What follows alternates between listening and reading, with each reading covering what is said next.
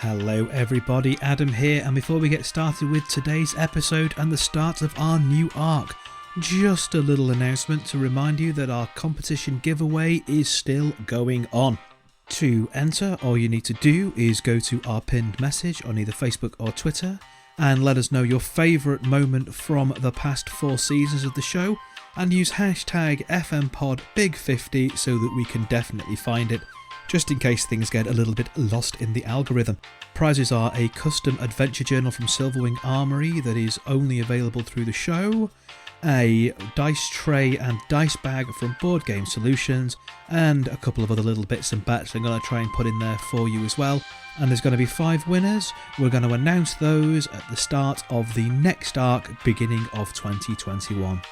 Thank you very much for listening. Sorry to have disturbed you. I return you now to your regular programming. You know how it goes. A long time ago, in a galaxy far, far away.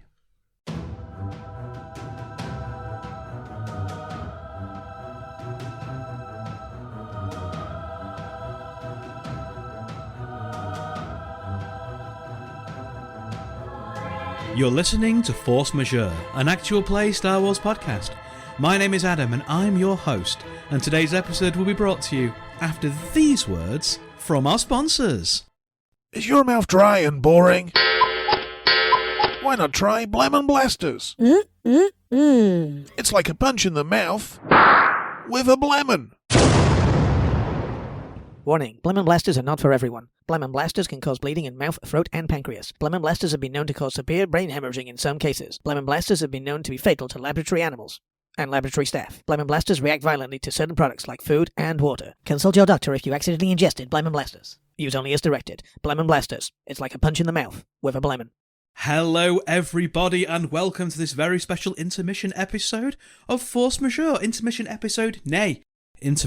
arc. A little mini arc, a little amuse-bouche before we plunge ourselves back into the Coldfire Chronicles. My name is Adam and I am the GM for this adventure, which is titled A Fistful of Credits, setting itself up for 1 or maybe even potentially 2 sequels down the line. Who knows? I have the privilege and the pleasure of being joined by a number of guest stars around the table, and they're going to introduce themselves to you now. Hi, I'm Mikey. I'm playing the T1 tactical droid, Tyburn, who is TY8N. Hello, I am Mim, and I am playing Bok Bok Kyandu. I'm not going to tell you what I am, but I will tell you I'm a smuggler and a thief. I'm Leslie, and I'm not usually on this show, but I have been before. So I'm a repeat offender. And I am playing Aubergine Gladiolus Tamello de Formello Quinswold, a Leppy courier. And I'm Ben, and I really don't get to play much, so I'm here just sort of trying to not take over the table as much as I can. I mean, I'm playing a marshal called Thenis Clutch that has a giant, wonderful hat on top of his spider-like head.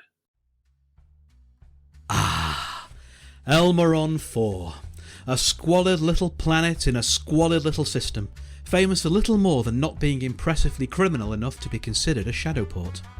Nevertheless, there are criminal elements here, and an uneasy truce exists among them to maintain the only settlement on a planet whose Star Warsian unified biosphere is best described as mud. Into this subpar smuggler's sanctum comes an unwelcome intrusion. For reasons best known only to themselves, the Empire have arrived, seized control of the starport, and are clearly up to something. The Alliance to Restore the Republic have in turn risen to meet them, partly because where the Empire are, so too are the rebels, and partly because there's so clearly nothing of value on Elmeron 4 that whatever the imps are doing is clearly shifty even by their standards. The conflict between the two factions has destabilised the ambivalent peace, and now representatives of Crimson Dawn, Black Sun and other independent criminal bigwigs are doing what comes naturally and trying to screw each other over and steal what they can in the chaos. Into this step our heroes. Each of them have found themselves in debt to an unconventional businessman, a Chevin by name of Reskin Wexler, and have been offered an opportunity to discharge said debt, masked by the confusion of the ongoing conflict. It appears that the Empire have a bioweapon on the world, codenamed FBL-13, a bioweapon that Mr. Wexler would see as a great courtesy should you recover for him. And soft-spoken and unthreatening as Mr. Wexler is, he is not a Shevin who takes kindly to discourtesy. Near to the starport, in an old shipping container converted into habitation, is the Rowdy Rhodian Cantina, named after its proprietor, a former cage farter named Gwed Max Damajenks. At this time of day the tavern is fairly quiet. An old compilation album from a talent competition during the Clone Wars plays on the rickety jukebox, and small clusters of mismatched individuals huddle in groups quietly scheming. Our camera focuses on one such group of misfits, and as the music rises, clustered around a battered old table, we see... Possibly, now we haven't had anybody else described yet, so possibly the largest of our group. Tyburn is a droid. Actually, Tyburn is several droids. Those of you at any levels of warfare can see at least 6 different droids making up Tyburn, most of them separatist droids from the old war. The most prominent part of Tyburn is a T1 tactical battle droid head, which is on the body of a much larger security droid. His arms are missized. One of them is a lot larger than the other. He is not uniformly coloured. He is whatever spare parts he was made out of. He has a very crimson, I'd say it's not even a cloak. It was a cloak probably about 20 years ago. It is now just rags that hang around his neck. On his shoulder, at one side, there is pointing out a very large hilt of what looks to be a sword. And drawing of this sword seems quite frequent because most of the damage to the cloak is clearly from this sword being pulled with vigour from his shoulder. He doesn't seem to move a great deal. He's just watching everybody else at the moment. Off to one side, having quite an agitated discussion into some kind of communicator device on his wrist, there appears to be a quite large, red, muscular Devronian with 2 dark horns coming out of his head. He's got quite a gruff, deep voice, and he's clearly explaining that... Yes, he totally delivered the goods, and it's not his fault that the job went sour.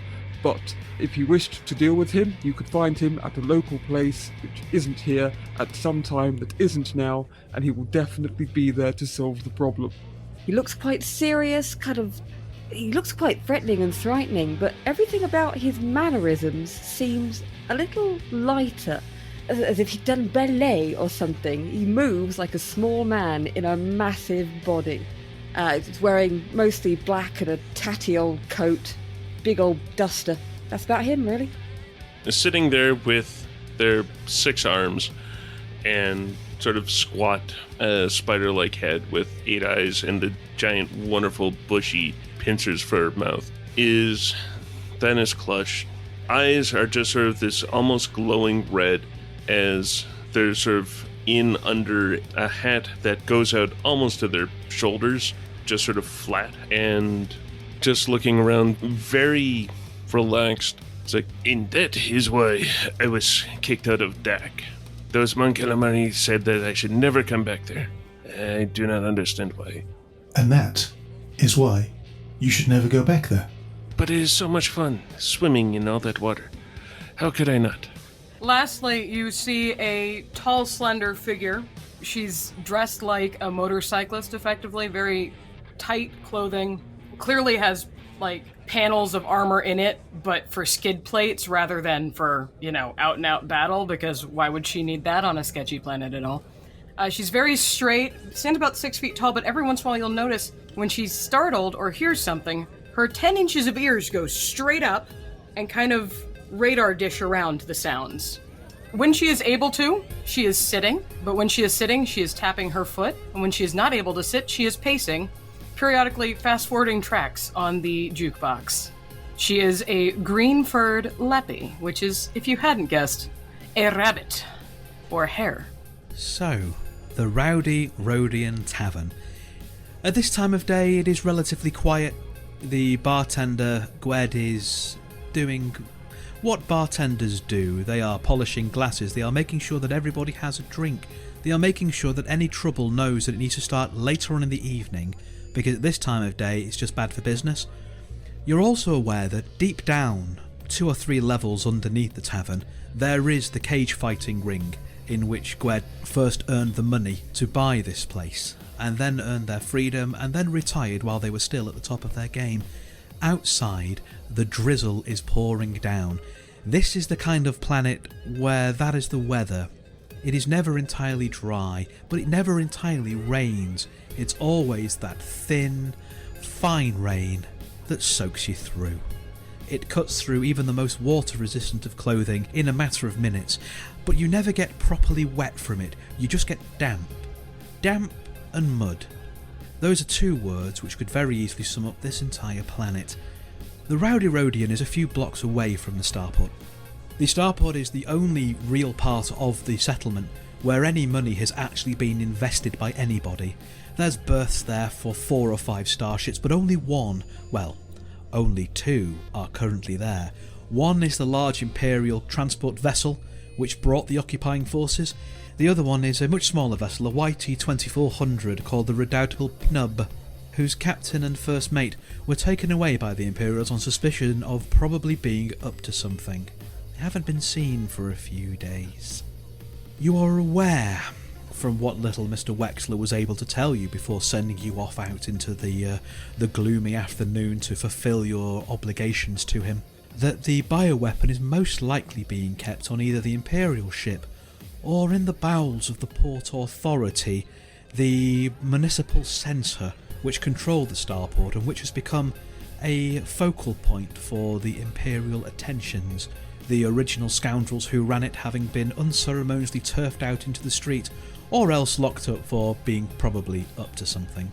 So then, my sentient friends, what is the plan? I do not feel it is a good idea to have a forward offensive on the Imperator's ship. Do we have a better plan? That silence speaks volumes. I have calculated that we have a better chance of survival if we search the Port Authority. Oh yeah, that makes more sense, yes. I mean, to be fair, we have a better chance of survival if we don't do anything aggressive to begin with. I mean, if you think about it, we should just be really discreet and kind of just nose around maybe. Maybe find somebody to talk to instead of actually going in there guns blazing, because that's how people get killed. I am not a people person, or more accurately, as I am not a people droid. So, it is up to you if you wish to be discreet. He turns his head and glances slightly at the massive sword on his back, do not have a discreet line of attack.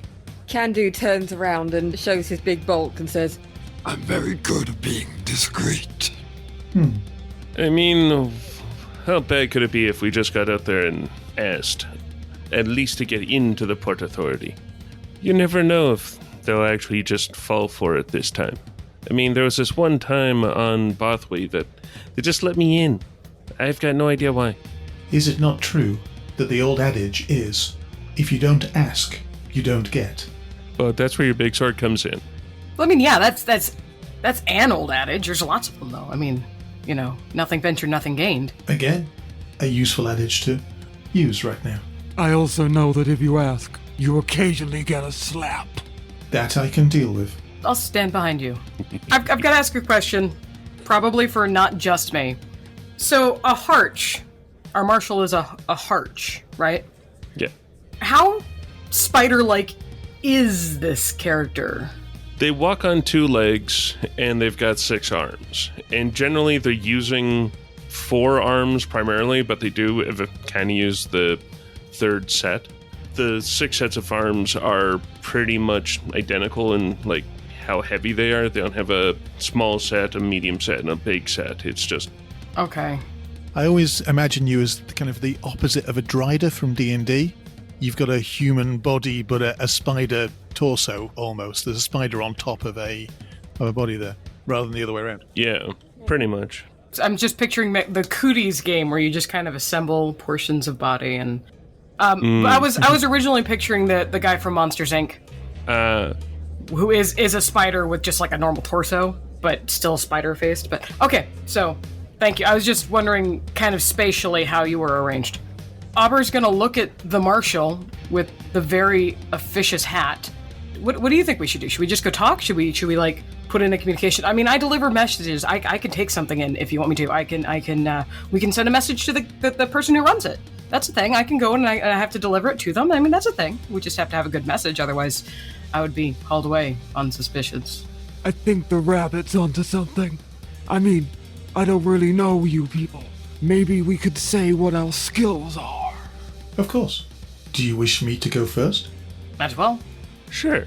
I am 24% T-Series Military Strategic and Analyst Tactics Droid. I am 37% BX Series Commando Droid. I am 16% OM Series Battle Droid, 12% Unknown, 6% RA7 Inventory Droid, and 5% LEP Service Droid. I hope that will help. Are you 40% nickel? Difficult to say, for I am 12% Unknown. Very true. I don't know about the others, but I assume that means you do battle-y things? Yes, you could assume that. Okay. Sometimes conflict is not the way forward, though. No, that's kind of my vote. You don't want to face the enemy, because they're going to kill you horribly. You want to get your information and run. Yeah. So if you deliver things, is it possible that we could try and get you to deliver a piece of evidence of some sort? Does anyone have a stun grenade? I mean, yes, I can definitely deliver things. That's what I do. She kind of straightens up and tugs at her jacket, even though it really doesn't do anything, because it's basically skin tight. But she indicates a little patch, which is just a wheel with messages over the top and delivered underneath. So, yeah, this is what I do. I take things point A, point B. I technically am a courier. I can take stuff. I can take messages. I do both. I believe the concern here is that I'm going to say, pirates that arrived on the YT 2400 were arrested for being up to something. Can we send a message which does not suggest we are up to something? Because every message I have calculated sounds like we are up to something. I just deliver them. They do sometimes ask where they came from, so that would be something to take into account. Are you aware of interrogator droids? Because the Empire ask where things come from with interrogator droids. But we could tell them the truth. It came from Mr. Wexler. There's absolutely no lie to that. It's entirely true. And then, hey, our wonderful friend could have a little visit from the Imperials, getting good with them, and, expand their business.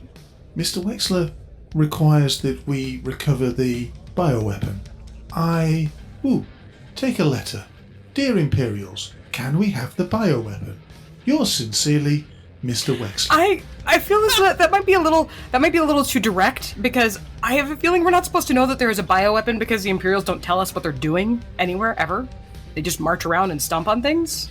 So I feel like we should maybe be more circumspect. I want to know what the spider does. That's a good question. You have a very fine hat. Yes. Well, I can be somewhat of a hunter of sorts. I am employed to bring in particular people for questioning. But I'm off the clock right now, so I'm mostly here for fun. Okay. And then we'll show their hip holster underneath their long coat when things get a little too rowdy. How many blasters do you have? Do you have, one for each hand, or is it a bandolier of blasters? That is a cool idea. Sounds expensive, no, though. I just sort of want a bandolier of, hold-up blasters. They're pretty cheap. Do you know what? I will say, mechanically, it all is one blaster, but you can absolutely have a blaster for every hand, because visually, that is cool as hell. I like that. I'm all in favour of that. Dead-Eye Duck style. That's who I was thinking of. So, looking down at this blaster, with my knowledges in warfare, has it been modified at all? Does it look like it's a quick draw sort of thing? Are you a pistolier? The holster itself has been modified so that it's easy to pull the blaster, but it otherwise seems to be a pretty standard heavy blaster. So, aim for our communicating with the Imperials would be, hopefully, to find out where the bioweapon is. How would we make that happen? Well, I might be able to help a little with that. I mean, my skills, what I bring to this table, is I'm a bit of a smuggler, bit of a thief, but I'm pretty good at making some forgeries. You want access codes, I might be able to get you those. You want to look like a delivery person, I can make you look like a delivery person. I already am a delivery person, but I thank you for the thought. The illusion is incredible.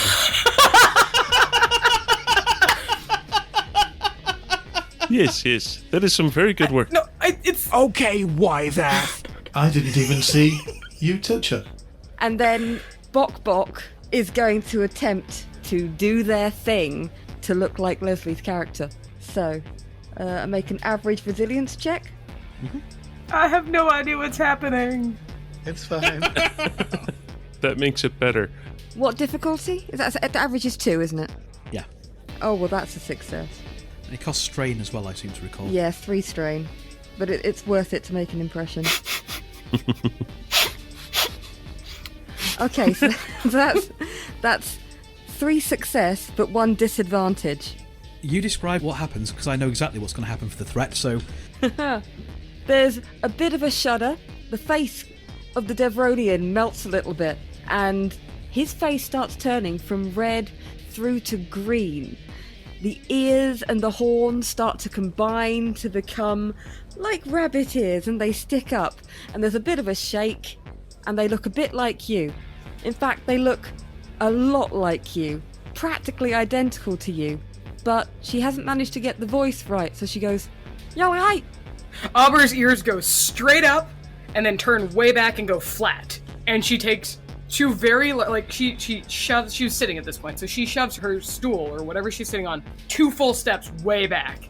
And she's got her hand on her backpack with her board, and she's ready to run, but she manages not to actually bolt. And at that point, as your chair kicks back, I'm spelling the threat, there's a record scratch as a jukebox droid has watched you shape change. Everybody kind of looks at the droid and looks towards your table, and then self-consciously, the jukebox droid starts playing music again. After just a few seconds of very awkward silence. Poor Gonk. I love a music gonk. I can just sort of see Thanos there, taking one hand, pointing it at the one Leppy, taking another hand, pointing at the other Leppy, and a third hand going between the two. I tell you what, these ears are a bit weird, aren't they? They're normal. That's how ears are supposed to be. Do you change your outfit or just your physical? He's like, "Aye, I can do the outfit, but I'm not sure if you want it. I mean, it might be a bit confusing." I'm gonna know who I am, but I don't... What? Just... Okay, this could be a thing. This could definitely be a thing, because then we could be in 2 places at once, any of us, apparently. Can you be a droid? I don't think so. I think droid's the one. I don't know, are they a silhouette 1 character? Oh my. I mean, the rules say you can be, but I'd say you probably can't. Yeah, likewise, I think for something like a Harch or a Zex, things with multiple limbs, I think you might struggle because you don't have the spare bones. You don't have the actual limbs. Yeah. Just like flaccid skin gloves that just hang down by your side. You're very, very thin while the blood's rushed into it. It's like, this was a poor choice. This was a poor choice. I can only do organic, so I'm not good at anything else. I mean, I tried to do a chair once and it didn't work out right. Droids are very complicated to do. But this could be useful. Yes, you can do a human, can you not? And they're kind of boring, but yeah. Well, yeah, but it's got to be a human, like a human. It can't just be like generic human. I can't pick what I want to look like. I've got to look like someone. Well, whilst humans are, agreed, boring, they are also 99% of the Empire. Well, yeah, but 99% of the Empire wears helmets, so you can't really tell anyway. Ah, but the Imperial officers do not wear helmets. Yeah, but they also tend to keep So really... are we saying that we need to kidnap an Imperial officer? What? No. For legal reasons, I cannot say that is what I'm suggesting.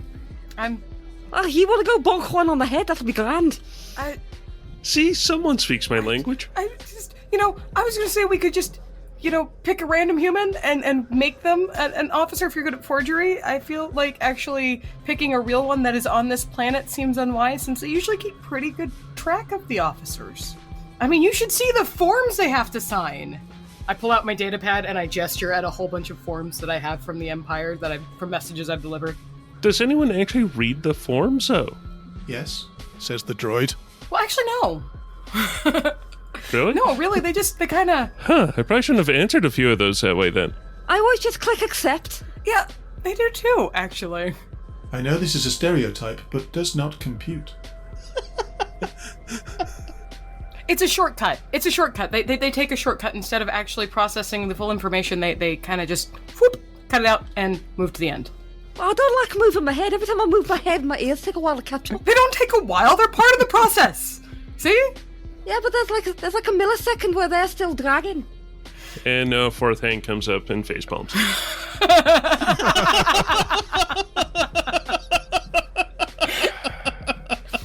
The illusion isn't perfect, is it? Well, no, because you're behaving like you don't know what ears are. They're there on the top of your head. That's what they do. I'm going to scoot my chair back in that really dignified thing where you keep your butt on it and you just kind of ooch back into the table. Okay, so I think we should probably start with information gathering. I can look up some names from the post box place at the Port Authority. I have some access to that. Or Yes. we could go somewhere else. Anywhere else. Anybody got ideas? Do I have a tail? Do I have a tail? Yes! It's just a little one. It's great, right? But stop doing that. That's weird. Sit still. Oh, give it a wiggle. Oh, That's not it. You're like, are you? It's just like looking in an insane mirror, isn't it? Yeah, I feel like that might be accurate. I'm just gonna, and I go very self-consciously, very still, for about 2 seconds, and then you can see the knee start to bounce again. All right, I'll be serious now. Are you gonna be me serious, or are you gonna be you serious? The ears flop down. Just serious. All right. Okay, there's a moment with no reaction, and then the ears kind of do, instead of raising an eyebrow, it's like one ear is flopped down, one ear goes straight up like a raised eyebrow. Like, what? And then they just relax. This is very strange. All I wanted was to get a new hoverboard after it kind of got wrecked and I kind of blew up that one message of his. Didn't need this. This was not what I signed up for when I signed up for that loan. Admittedly, I don't know what I signed up for because I did just hit accept. But we should probably do this sooner rather than later because I feel like this is getting pretty suspicious and I know that jukebox is eyeballing us. You kind of look over and the jukebox is very, very still and definitely like nonchalantly side-eyeing you while at the same time not looking at you like... There's a little series of LED lights that kind of just scroll away. It just shuffles very slightly, like 45 degrees away. Okay, so we've got a battle guy. We've got whatever you are, besides not me, and we've got Are you like a bounty hunter, or are you like an outlaw, or what do you do? From time to time, I'm working with the sector rangers. It's usually who I'm getting contracts from, but you know how things can be. Then they start getting all serious about, well, where did you get them? Why is this person half disintegrated? And you start becoming a freelancer. Half disintegrated? I don't know. It was I a don't want to thing. know. It's probably safer if I don't know. But it's good to know. It was a leg. It was an arm. Enough for identification, though, surely. The bounty was 25% off. Okay. So yes, I believe that your idea about investigating without attacking is possibly better than my idea, which is walking in after kidnapping an Imperial officer. Well, I mean, they've got places they go that aren't, let's investigate, then kidnap, if at all. Big if kidnap at all. The way I see it Big ears kidnap. Gotcha. is the bioweapon is most definitely inside the Imperial base. So we will need to figure out where it is and then attack in some way or another. Can you sing? Me? Yes, because I found that sometimes I deliver very specific messages, and sometimes I do need help to deliver messages. I've never tried to sing. Because we could do, like, a message. They do these messages that are shows for birthdays and things. It's kind of weird, but, you know, it's a thought. It's a thought.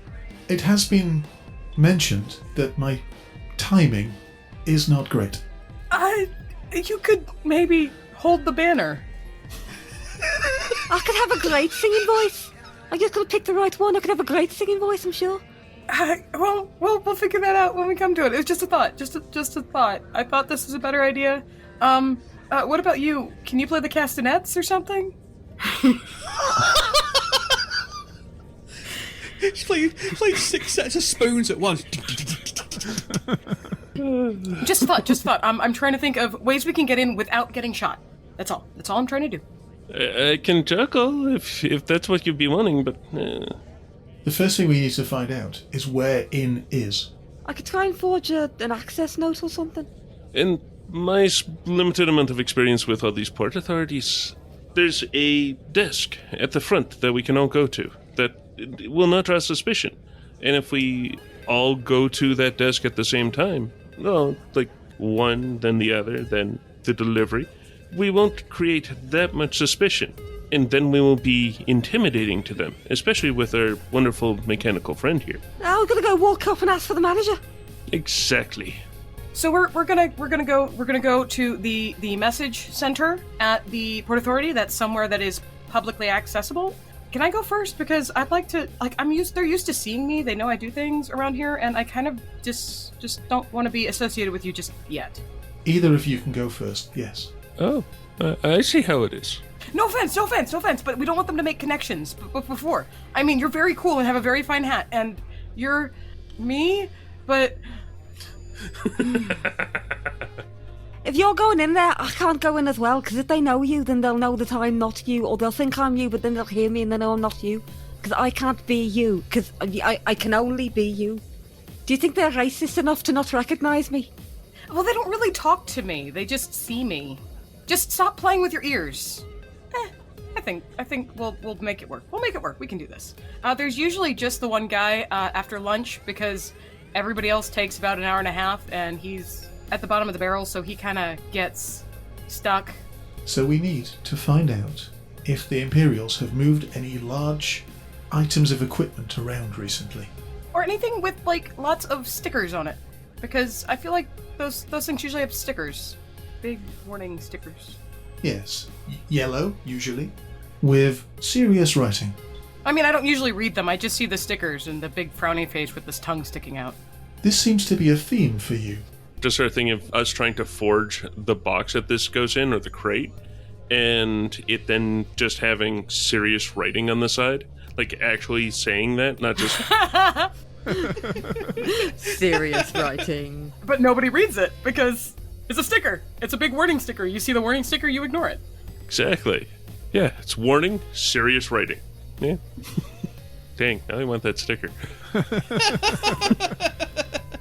Well, this is going to be on Force Majeure, so maybe they can end up in the Force Majeure shop. Anyway, sorry. We shall try it your way, and then we shall kidnap somebody. Agreed. Are you heading out first then, Leslie, into the drizzle and the gloom?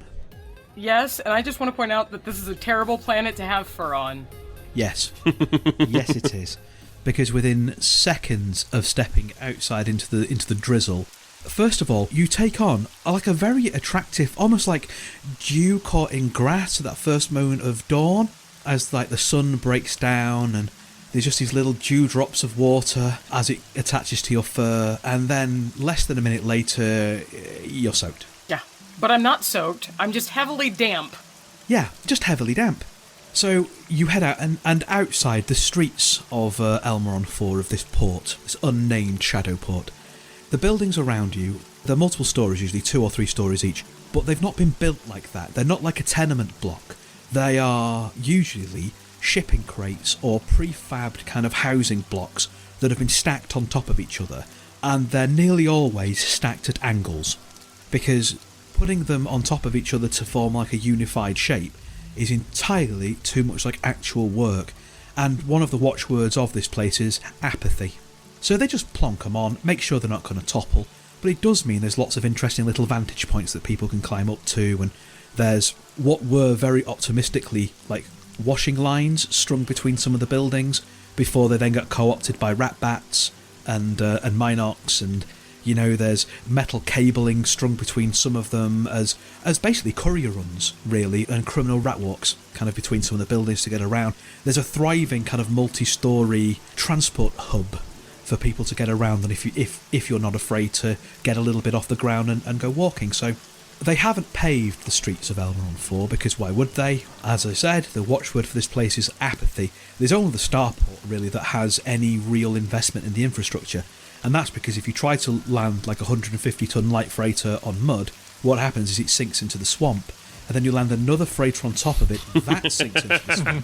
The third one falls over, burns down, then sinks into the swamp, and the fourth one lands. I feel like I should point out that our planet is no longer the watchword apathy. They felt that that was putting forth the wrong message.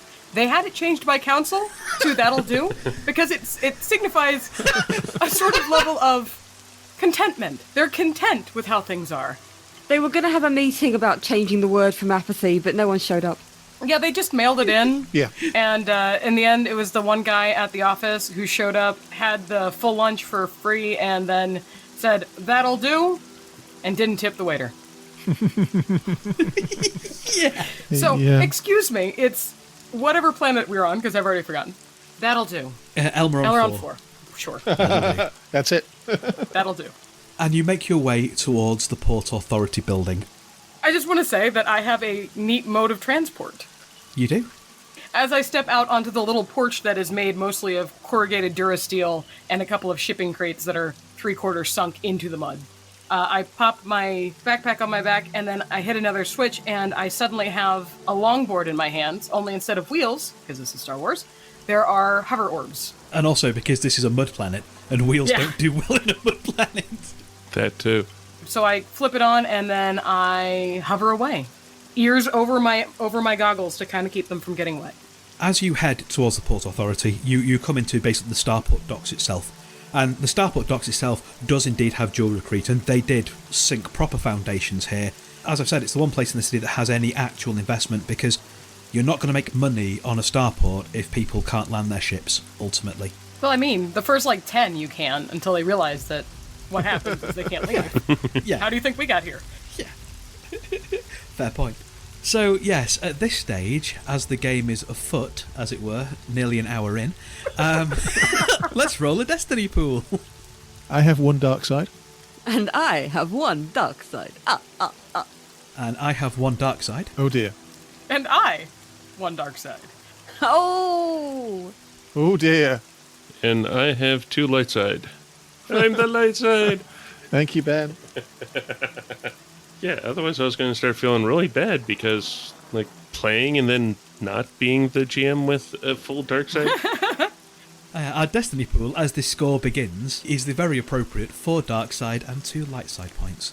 And do you know what? I'm going to flip one of those straight away, because as you get towards the Port Authority building, you realise that the Imperial security forces here have had themselves a little delivery.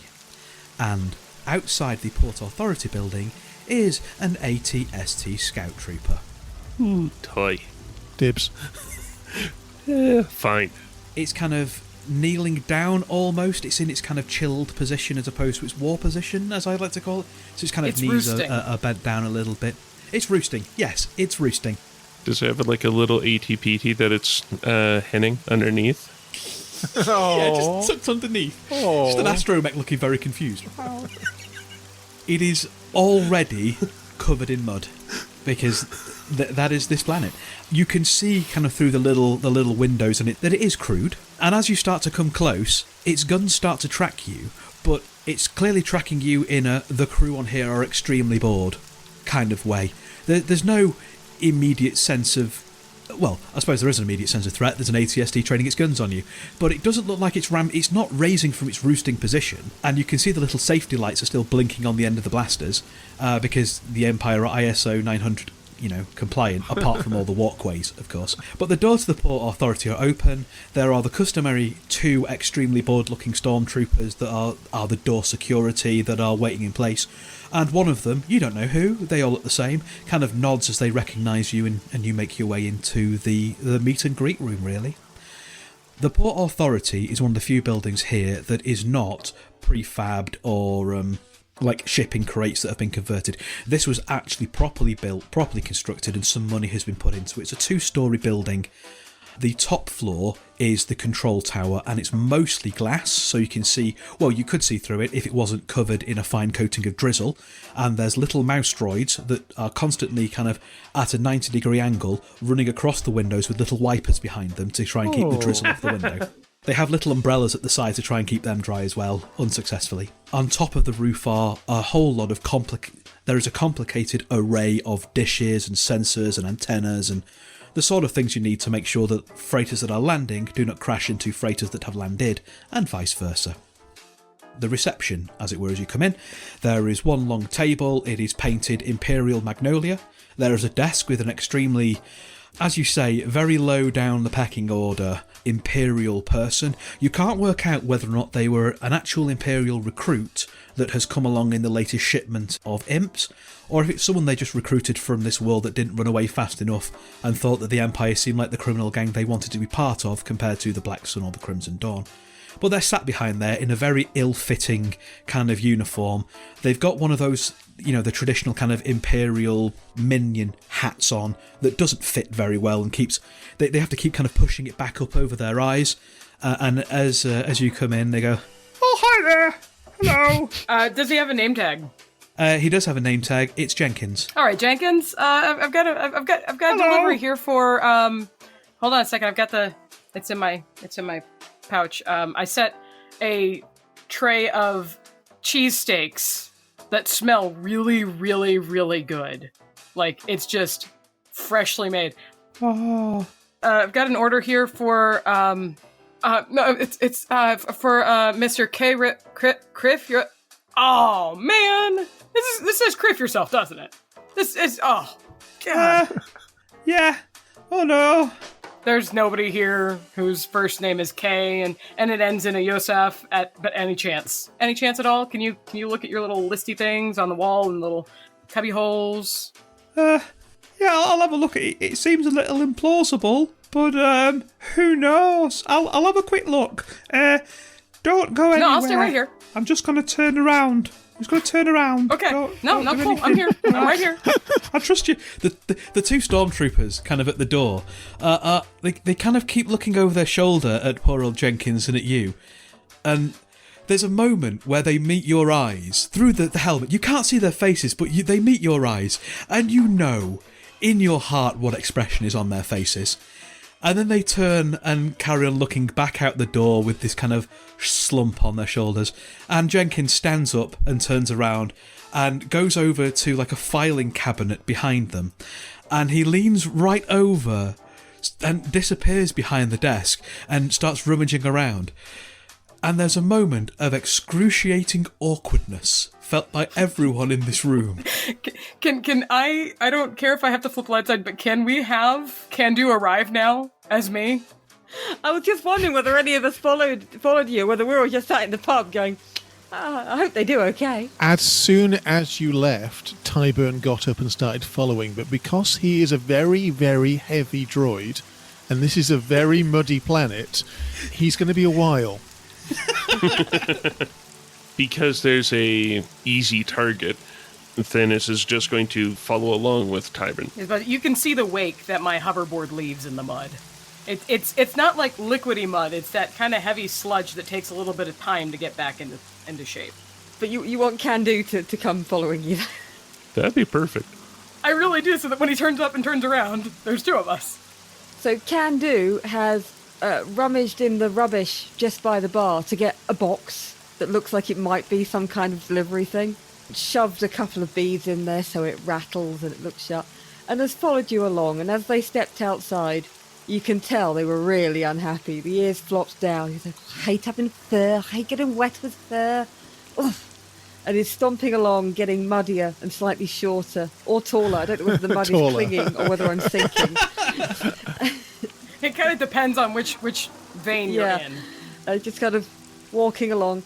After about maybe a minute, you pass me. Even though you've rummaged through everything, I am not going quickly. It's like the tortoise and the hare, quite literally. Because I'm hard on the outside and you're a hare. So, just so you know, you pass us almost immediately. Just goes, "You're right," as he walks past. Slow and steady wins the race. Not a race though, mate, is it? Well, that's good, because I'm not going to... Can't argue with that, really, can you? You could, but that would slow you down. And then I might win. I hate droids. You're so little. Rimmer. I also hate droids. Do continue. So she's plodding along. She's going to wait until she sees the guards looking in, looking a little bit awkward. It's probably been about the right amount of time. She's going to stroll up really casually. Just go. Oh, actually, she takes a fake eye patch out of her pocket, and before she sees people, just sticks it over one eye, because a distinguishing feature is really handy, because people will cotton on to that. The stormtroopers kind of like as you get close, the scout walker does kind of rise from its roosted position and then angles itself down a little bit. If a giant, chicken walking death machine could tilt its head slightly quizzically, it does so. And the two stormtroopers on the doors also kind of look at you, look inside, look at you, and then shrug and just step past and let you in, because it's that kind of planet. So yes, you make it to the desk. You can see Jenkins kind of rustling, and like before he stands up, he goes, "Oh yeah, I've got a Dr. Carlson Riffuselk. That's close enough. Do you think it might be him?" I think that sounds really promising. And then he stands up and he turns around, points at Leslie, points at Mim, points at Leslie, points at Mim, looks down, reaches into the ill-fitting uniform, takes out a small kind of container and goes, "I'm having one of me turns again!" And it rattles and there's clearly some form of pills inside there. And he shakes out a couple of small blue... Are they dried frog? They are dried frog brand. From the Zephyr Corporation. And just dry swallows a couple of these pills. Hi? You're right. You're real? Okay. What... Are you having some low blood sugar? You should eat something. I think these were a prank, but do you want to have one of these? You should maybe go sit down and eat something before you pass out. Yeah, you don't look well, mate. Oh, well, I should probably message Dr. Riffuselk that his dinner's here. I'll sign for it if you want. Can you just give me his business card? I need his just to input the information. I'll note that you signed for it, but this is who it was for. Oh, yeah, I can do that. Just give me a minute. And he turns back round and bends back over and starts ruffling through the drawers. There's a definite shakiness to his action, to his movements at this moment. And then he comes back round after a minute or two with a business card and hands it over very kind of tentatively, and then signs on your data slate, and then looks at Mim. I'm trying to work out whether I should try and change into him, whether it would be... I will say that there are two stormtroopers here that, while they're not paying a great deal of attention, would definitely at least notice that. It's not subtle what you do when you do it in public. I know, but if I can get him to bend down behind the counter, I'll go round to help him and just do two voices like I'm doing puppeteering. Well, at the same time, we also have information as well. But, I mean, Yes, we know of a doctor. I am on board for any shenanigans. I don't know if you noticed. I think I'd better just wait for everyone else to come along. I'm just going to stand there and go, "Oh, I see you got a parcel as well." And otherwise, they didn't just send one you with both of them, I don't know. They do really weird things sometimes. You never know. You never know what they're going to do. It's the corporations, those big boss types, right? Right, Jenkins? Yeah. He looks very, very nervously at the two stormtroopers, who suddenly turn around, snap, give him a glare through their helmets, and then look back out again. He's like, no. Lovely. I'll tell you what, people get promoted till they can't do the job, don't they? I've never had that problem. Oh, not you, obviously, but I mean the uppers, right? They do that though, don't they? They do. No, my employers are lovely. They're gonna get me away from this mudball and let me lead a glorious life, like I'm supposed to be doing. Definitely, any time now. They've promised me a transfer. Definitely. Weren't you going to take one of those tablets, mate? I don't think you've taken one yet. I think you ought to take your tablet. You said you were going to, and then you kind of got distracted. You should take another tablet. And you've been repeating yourself a lot. Is that normal? Is that what those tablets are for? You should probably take another one, just in case. It's just... Here, I've got a soda. It was complimentary, but the doctor doesn't need to know about it. What's coercion if there's two people identically saying they should take it? I'm being charming. Thank you very much. Not that it matters. I have a soda, too, that doesn't have a home. Yeah, I think either a charm or a coercion test, and whoever is not making the roll can definitely contribute 2 boost die, just for the whole scenario that's going on. I would prefer charm for 2 reasons. You have ranks in it, and... Oh, I have no ranks in... No, I have no social skills. Oh, me neither.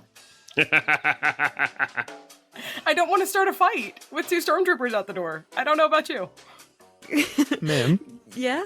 Well, maybe we could try and wrangle for a deception, considering he definitely has taken a pill already, and you're trying to convince him that he's not. Deception works, yeah. Oh, my deception's awesome. What have you got on deception? Because I've got 3 yellows. Wow. I've got 2 ranks, so I would at least be giving 2 boost. I've got 3 ranks, so that's 3 yellows and 2 blues if I roll it. That's your roll. You take it, babe. Okay, you can have 2 extra boost for the whole scenario that you're in.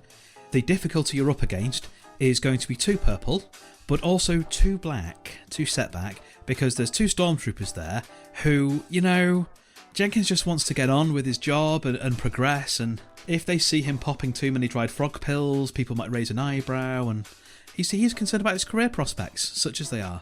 He wants that transfer. He does. He's taking a lot of these frog pills now. So that's 1 success and 7 advantage. Crikey. What were the boosts? The boosts were a hit and an advantage and 2 advantage. I helped. The soda on the counter. So, that is an awful lot of advantage. So, I have some ideas, but let's see what the table says first of all. Can I suggest we use some of the advantage to have myself and my hatch colleague here walk into the square so the stormtroopers are no longer looking back towards where you are, giving you the opportunity to look on a data slate or investigate? Absolutely. I was actually going to suggest for 1 or 2 that Jenkins looks like he's about to faint. So one of us ducks behind the counter to, grab his elbow and kind of guide him to a chair. That's sensible. And then somebody else can take advantage of that moment to maybe gather some more intel. Can I become Jenkins? That is, in fact, what I was going to suggest. That between those 7 advantage, we have Tyburn and Thanis Clutch appear on the other side of the square, draw the attention away. Jenkins takes too many and faints, at which point Kandu sneaks behind the counter and bloop, bloop, bloop, bloop, bloop, bloop, bloop. I'm not even going to make you roll your resilience one for this one because 7 advantage. That's... So that's essentially what happens. Jenkins, I think you're probably right. Pops the lid off the container, empties it down his throat, takes a chug of Power Thirst soda, vibrates very, very quietly on the spot for a couple of seconds and goes, "Oh, mother!" and collapses behind the counter. The stormtroopers and the scout trooper have their attention entirely drawn on the imposing mud-spattered war droid that's slowly, sluggishly yomping their way into the square with a dapper harch. I don't know, Ben, do you want to be behind them? Do you want to be up on the buildings, what with you being a scuttly spider type, or...? I'm really thinking that, yeah, it is mud, but we'll go down the middle of the road, pretty much like as if I'm expecting a duel to just randomly show up. Every time you look at the harch, you hear a doo-doo-doo-doo in the background. Wow, wow, wow. I have to say, despite this like being knee-high mud on most people, somehow your spurs remain gleaming and unclogged just behind you as you're walking down. Yeah. You're so cool. Yeah, which is exactly what drew the stormtroopers' attention. Yes! There isn't something completely filled with mud? What? Yeah. Tell me, what wash powder do you use? Obviously, it's a Teflon-coated parch. Didn't you know that's a thing? But I want to grab the tablets, the case for the tablets as Jenkins falls, and he's like, oh, spun husk and ammonia berry. These don't do anything. Manufactured by the Zephyr Corporation. It's that holistic approach, isn't it? It was the water that did it. As Candu leaps behind the counter, grabs Jenkins as Jenkins is collapsing to the ground, and in the shimmer of an eye becomes Jenkins, then rolls him underneath the desk out of the sight. The stormtroopers and the scout trooper are fixated on this dazzling sight facing them, like creatures of legend, the mud-spattered ogre of a battle droid, and the gleaming, impressive Harch gunslinger. As Oba looks on with a degree of bemusement as everything just kind of quick changes in front of her eyes, that is where we're going to end this episode. Thank you very much for listening, everybody. We will see you next time.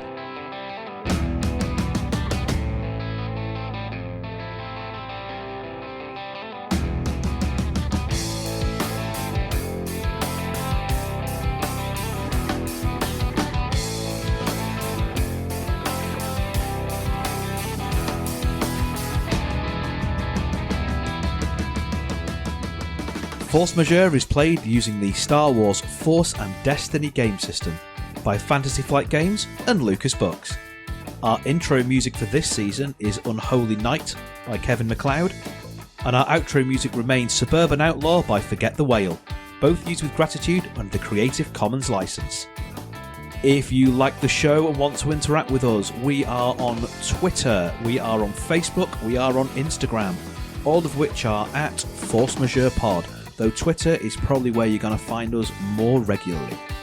If you enjoy what we do and want to support the show, there's 3 ways you can do that. The first is via our Patreon at patreon.com/forcemajeurepod. The second is by buying us a coffee at ko-fi.com/forcemajeurepod. And the third way is by rating and reviewing us on iTunes, Google Play, Stitcher, anywhere where you can find us. We really like reviews. It tells us that we're telling the stories that you want to hear and helps other people find us. Thank you very much for listening. We'll see you next time.